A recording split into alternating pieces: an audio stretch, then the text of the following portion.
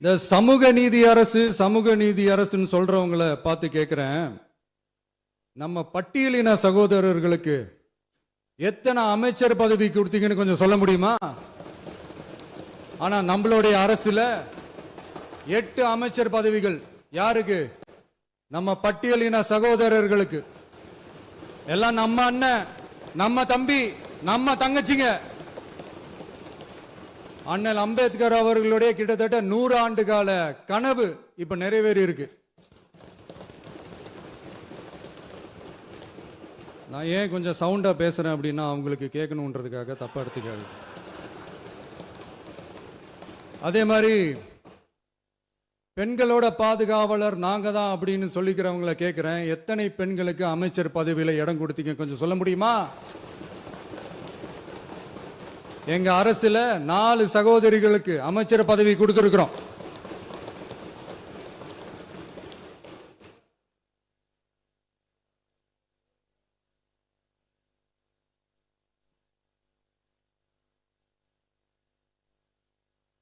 அதனால மக்களால் நிராகரிக்கப்பட்டு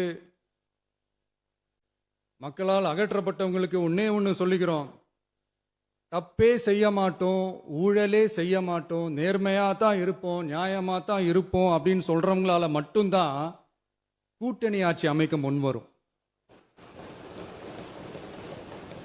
ஆட்சியிலையும் பங்கு, அதிகாரத்திலையும் பங்கு கொடுக்க முன்வரும். ஊழல்லையே ஊறி போனவங்களால இந்த கூட்டணி ஆட்சியோ, ஆட்சியிலையும் பங்கோ, அதிகாரத்திலையும் பங்கோ கொடுக்க முன்வராது. மெஜாரிட்டி இருந்தாலும் தரமாட்டாங்க, மெஜாரிட்டி இல்லைனாலும் தரமாட்டாங்க. கேட்டா ரெடிமேடா ஒரு பதில் ஒன்று வச்சிருப்பாங்க, கூட்டணி ஆட்சியை மக்கள் விரும்ப மாட்டாங்கன்னு. அதே மக்கள் தான் இப்ப அவங்கள பார்த்து சிரிக்கிறாங்க. நான் பதவி ஏற்ற அன்னைக்கு கொஞ்சம் டைம் அவகாசம் கேட்டேன். எதுக்கு கேட்டேன்? நிதி நிலைமைலாம் கொஞ்சம் மோசமா இருக்குது, அதெல்லாம் கொஞ்சம் சரி செஞ்சுக்கிட்டு படிப்படியாக கொஞ்சம் கொஞ்சமாக நான் கொடுத்த வாக்குறுதிகள்லாம் செயல்படுத்துவேன், அதுக்காக கொஞ்சம் டைம் அவகாசம் கேட்டேன். நான் ஏதோ வேற எதுக்காகவோ வேற யாருக்காகவோ ஏதோ அவகாசம் கேட்ட மாதிரி. அடுத்து இங்கே சபையில் இல்லாதவங்களை பற்றி பேச வேண்டாம்னு நினைக்கிறேன்.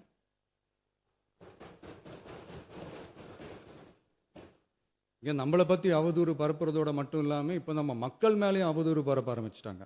மக்கள் நமக்கு ஓட்டு போட்டது தப்பான், குடும்பம் குடும்பமா நமக்கு ஆதரிச்சது தப்பான். இது இப்போ இல்லை, நான் சொல்றது எம்ஜிஆர் அவர்கள் காலத்திலிருந்தே. அப்பவே அவர் ஜெயிச்சப்போ அதே மக்களை தப்பு தப்பா பேசுறது. மக்கள் என்ன பண்ணிட்டாங்க, எம்ஜிஆர் என்ன பண்ணிட்டாரு, எம்ஜிஆர் என்ன இது பண்ணிட்டாரு. 50 வருஷமா ஒரே டெக்னிக்கா.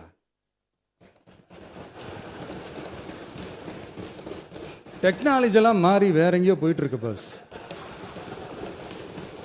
இதுல கொஞ்சம் டெக்னிக்காச்சும் கொஞ்சம் மாத்தினா கொஞ்சம் நல்லா இருக்கும். அதனால மக்களுக்கு யூஸ்ஃபுல்லா இருக்கிற மாதிரி இந்த ஆக்கப்பூர்வமான கருத்துக்களோ ஆக்கப்பூர்வமான யோசனைகளோ இருந்தா சொல்லுங்க, அதை நாங்கள் டெஃபரெண்டாக எடுத்துக்கிறோம். ஆனால் அதை விட்டுட்டு இந்த நக்கல், நையாண்டி, சம்பந்தம் இல்லாத பேச்சு இதெல்லாம் பேசிட்டு அப்புறம் முதல்வர் பதில் சொல்லலை, முதல்வருக்கு பதில் சொல்ல தெரில அப்படின்னா அப்புறம் என்ன சோஃபா மாடல் ஆட்சியா? அது என்னன்னு புரியறதுக்கு எனக்கு ரொம்ப நாள் ஆச்சு. இந்த sofa set, table chair, teapoy, furniture பிஸ்னஸ்லாம் வேற எங்கேயா வெளியில் போய் பண்ண சொல்லுங்க. அப்படி அந்த பிஸ்னஸ் தான் பண்ணணும்னா நிறைய பிஸ்னஸ் பண்ணுற மாதிரி வெளியில் போய் பண்ண சொல்லுங்க, இங்கே சட்டசபைக்குள்ள வேணாம். அதனால் ஆக்கப்பூர்வமான கருத்துக்கள் இருந்தால் சொல்லுங்க. டெஃபினட்டாக அது சரியாக இருந்தால் நாங்கள் ஏற்றுக்கிறோம். எனக்கு ஒரு குட்டி கதை ஒன்று ஞாபகம் வருது, சொல்லாமா? ஒரு ஊரில் ஒரு பெரியவர் வெயில் ரொம்ப ஜாஸ்தியாக இருக்குன்னு சொல்லிட்டு கண்ணுக்கு மேலே கை வச்சுக்கிட்டு இப்படி சுற்றி முற்றி தேடிக்கிட்டு இருந்தாராம். அப்போ கூட இருந்த ஒரு சின்ன பையன், என்ன தேடுறீங்க அப்படின்னு கேட்டானா. அதுக்கு அந்த பெரியவர் சொன்னாரா, அது ஒன்றும் இல்லை தம்பி, உங்கள் அப்பா இங்கே தான் இருப்பாருன்னு சொன்னாங்க, அதான் தேடிக்கிட்டு இருக்கேன். எங்க உங்கள் அப்பாவையே காணோம்?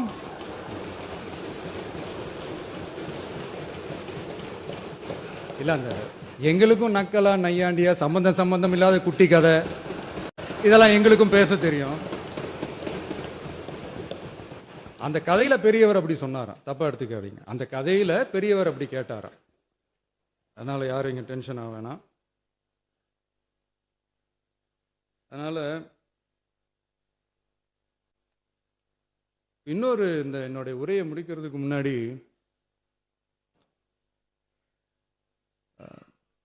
போயிட்டாங்க, பேசலாமா? நிறைய உங்க கருத்துக்களை நீங்க முழுமையாக மன நிறைவோடு பேசலாம். டிவியில் பார்க்கலாம். சரி,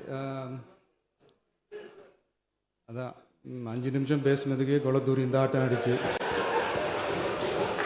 பேசுனா அப்புறம் என்ன பண்றது? கடைசியா நான் இந்த உரையை முடிக்கிறதுக்கு முன்னாடி ஒரு முக்கியமான ஒரு விஷயம் பத்தி சொல்லணும். ஆளுநர் உரை அன்னைக்கு இந்த தமிழ் தாய் வாழ்த்துக்கு அப்புறம் தேசிய கீதம் பாடினது தப்பு, தேசிய கீதம் 2 முறை பாடினது தப்பு,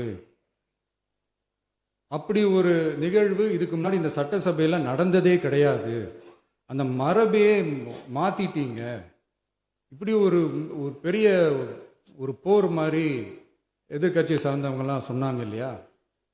அந்த மாநில உரிமை போராளிகளை, அந்த மரபு காக்கிற உரிமை போராளிகளை ஒரே ஒரு கேள்விதான் கேட்கணும். 2021 ஆகஸ்ட் 2 ஞாபகம் இருக்கா? Centenary celebration of Tamil Nadu legislature. அந்த ஃபங்க்ஷனில் நம்ம முன்னாள் முதலமைச்சர் கருணாநிதி அவர்களோட கலைஞர் அவர்களுடைய கலைஞர் அவர்களுடைய புகைப்படத்தை மாண்புமிகு குடியரசுத் தலைவர் திறந்து வைக்கிற ஒரு ஃபங்க்ஷன். அந்த ஃபங்க்ஷனில் national anthem followed by Tamil Thai Vazhthu அப்படின்னு அறிவிச்சது ஞாபகம் இருக்கா? அதாவது தேசிய கீதத்துக்கு அப்புறமா 2வது முறையா, நோட் திஸ் பாயிண்ட் மாண்புமிகு பேரவைத் தலைவர் அவர்களே, ப்ளீஸ் நோட் திஸ் பாயிண்ட். தேசிய கீதத்துக்கு அப்புறம் 2வது முறையாக தமிழ் தாய் வாழ்த்து பாடப்படும் அப்படின்னு சொன்னது ஞாபகம் இருக்கா? அதுவும் முத்தமிழ் அறிஞர் அப்படின்னு சொல்ற நம்ம கலைஞர் அவர்களுடைய அந்த புகைப்படம் வெளியிட்டு விழாவில் அவர் இருந்த இதே சபையில தமிழை 2வது இடத்துக்கு தள்ளினது யாருன்னு ஞாபகம் இருக்கா?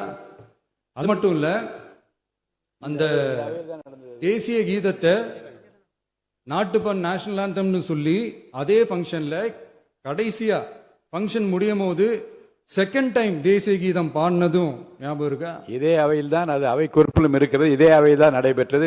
இந்த தக்க நேரத்தில் இந்த ஆதாரங்களை அளித்த மாண்பு முதல்வர்களுக்கு நன்றியை தெரிவித்துக் கொள்கிறேன். டவுட் இருந்தா இந்த புக்கை பார்த்து தெரிஞ்சுக்கலாம். அதனால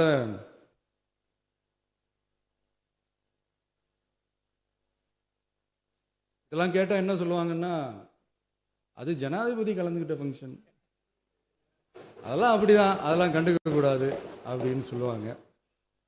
இதே மாதிரி தான் பேசுறது ஒன்று, செய்யறது ஒன்று, பேசுறது ஒன்று. இதெல்லாம் மக்கள் பார்த்துக்கிட்டு இருக்காங்க. எலெக்ஷனுக்கு முன்னாடி தான் அப்படி செஞ்சுக்கிட்டு இருந்தாங்க, இப்போ எலெக்ஷனுக்கு அப்புறம் அதே தான் செய்கிறாங்க.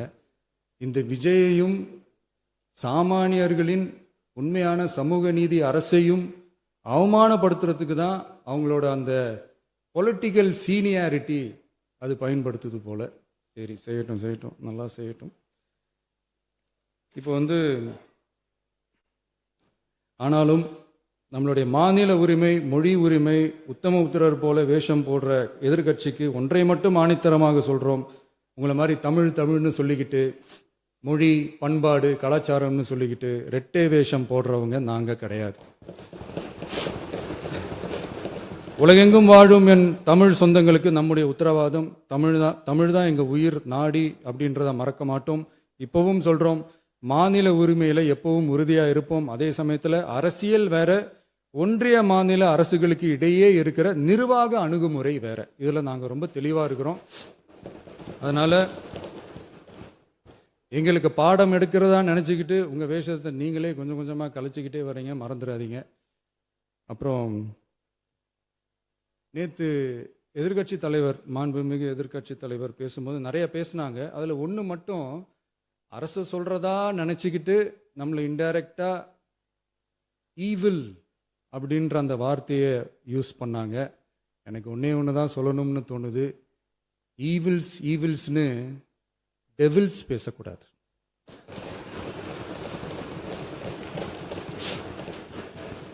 அவங்க இருந்திருந்தா ஒரு ஆக்ஷன் பண்ணணும்னு எனக்கு தோணுச்சு. எல்லாரும் போயிட்டாங்க. இல்ல With your permission பண்ணலாமா? இப்பவும் பண்ணலாம், ஒன்றும் தப்பு இல்லை.